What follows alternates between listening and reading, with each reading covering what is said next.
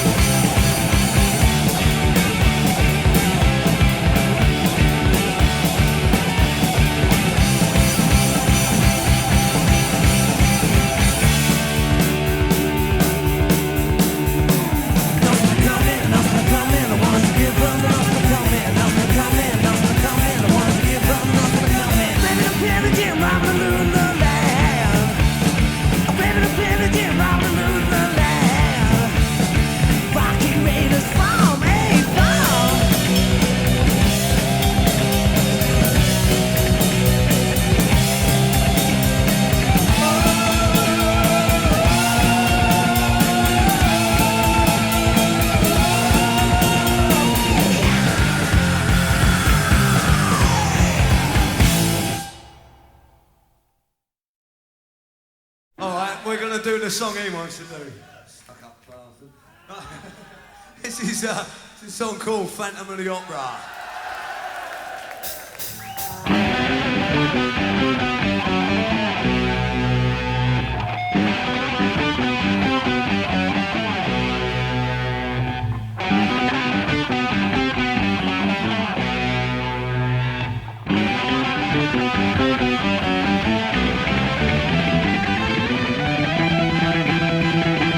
Oh, yeah!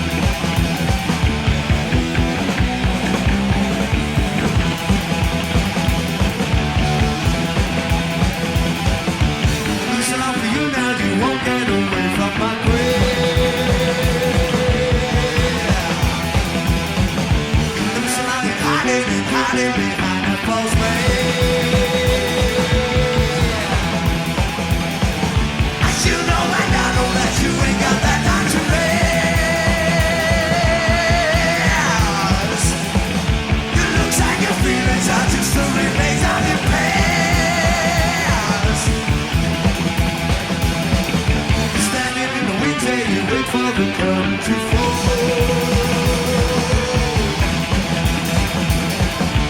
Knowing the terror and holding you have on us all. And I know that you're gonna scratch me up, make me a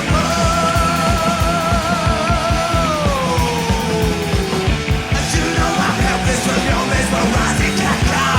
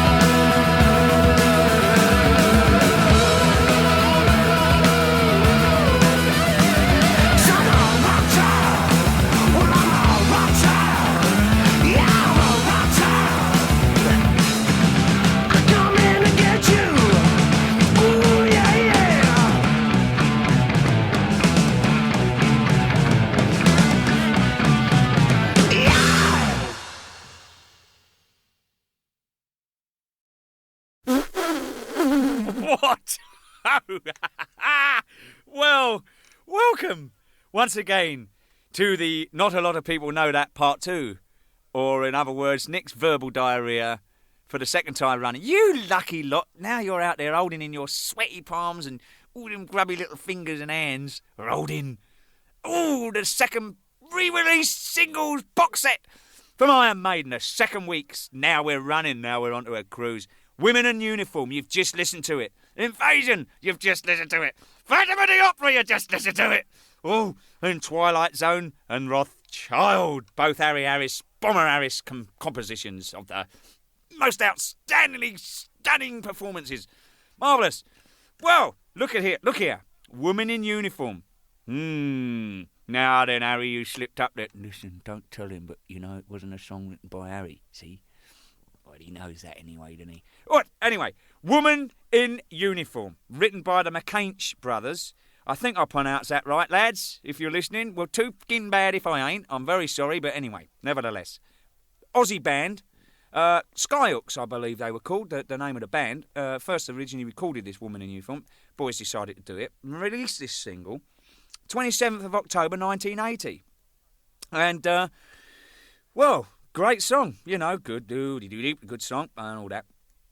As I say, you've got Invasion and Phantom of the Opera live. My goodness, aren't you lucky people? Gosh, I don't even have this stuff at home. You know what? I'll tell you, one of the reasons that we're releasing all these bits and pieces through EMI, not only to celebrate 10 years with such a great company as EMI, but not a lot of us have got a complete set of their singles and all that stuff, so it's really just so we can get the whole collection going. Yeah, so anyway, nevertheless, right. Now, Mike Kenny made his debut in the video as Eddie, I do believe, on the very first promo video. Well, I say the first promo, the Invasion video, was the first rock promo, one of the first rock promos by a British rock band. I suppose that if you think Queen's Bohemian Rhapsody was close to that, you know, I think they were probably the very first man. But it was quite visionary if you think of the importance of videos now. You get it? Quite vision.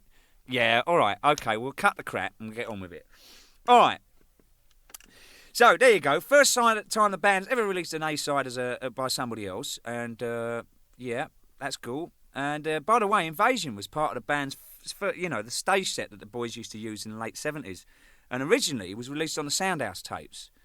We all know about the Soundhouse tapes. Take that if you don't. I'll give you...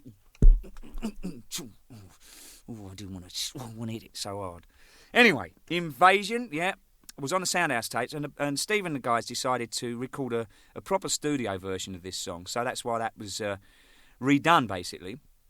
And Phantom was recorded at the Marquee in July 1980. Oh, yes, the poor you lucky Maidenettes and Maiden guys and all that out there. 4 dates in 1 week to wind up their summer UK tour, 1980. Can you remember that? What a great time. Did Top of the Pops live again, by the way, and the guys did a sound check. This is not a lot of people know this, and they did a sound check in the afternoon. And a minute before the performance, the sound monitoring engineer turned around and says, "I'm not going to have this. You're too loud. We're going to turn it down." And they messed around with all the twiddly knobs and everything on the desk, right? And it totally poxed it all up. So the boys vowed never to play. I said Top of the Pops, didn't I? Well, you know that company that on the last thing I was trying to think of an abbreviation for, right? Well, you know what I'm talking about, right? Well, it's the Bleeding Bodge Up Company. That's what it is, and that's what they done to them. So it's only videos now, and that's it. Boom. So you lucky lot. Ooh, Twilight Zone and Wrathchild, both, as I said, Harry Harris compositions. Released the 2nd of March, 1981. Got the chart position 31. Not bad, eh? Oh, by the way, the Women in Uniform and Invasion and that got a 35. I think I forgot to mention that. If I did mention it, too bad, all right? So, Twilight Zone and Wrathchild, that was recorded as part of a Killers session at the turn of 80 and 81. Now, Martin, he actually couldn't be there at this particular session, so the boys produced Twilight Zone themselves. Quite clever when you think about it, aren't they? Playing it and producing it at the same time. Amazing. Anyway, so they decided to release this Twilight Zone on the Killers album. And so the boys and Rod sent a telex over to Japan, see, and explaining all the details of the song. So the Japanese, they're funny lot, aren't they? They took it literally.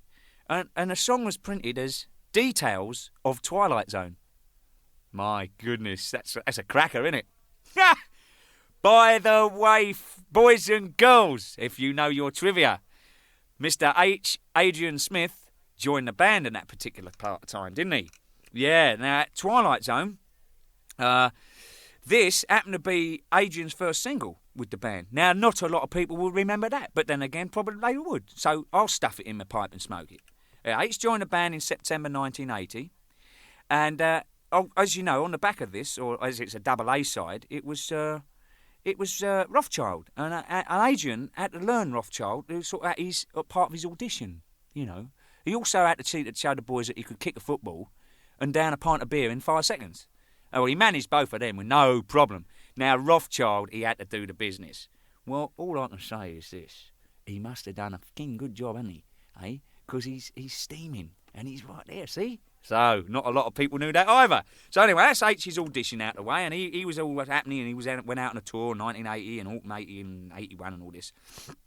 And, well, there you go. And as it happens, as I said, the session that they did with the Twilight Zone and Wrathchild came out so well that they released it as a double A. And by the way, as we're talking about musicians, I've got a joke for you. I'm not going to like it very much, but you might, all right? So here it is. What do you call somebody that hangs around with musicians? Oh, no, not that one, surely. All right, a bloody drummer, all right? Now I've said it. And now all the boys are happy I've got that one out the way. Thanks a lot, Rod. There you go. Oh, by the way, I was in a band called Trust around that period of time, and in fact, the boys, we came out with Iron Maiden on their Killers tour of Great Britain, and not a lot of people know that either. But we had a great time. We did about 3.5 weeks with the band, and we had a serious. It was great. Well, what can I say? Not a lot anymore. I think I've just about covered all that one. So I'm going down the pub to have a beer. Ta-da!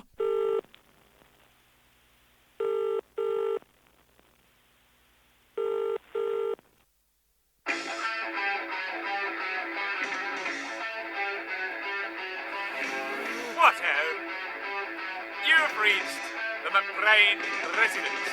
Now look, don't mess around. You paid for the phone call. Use it. Leave your name, your number, all that good mumbo jumbo, and we'll get right back to you after the tone. Bye!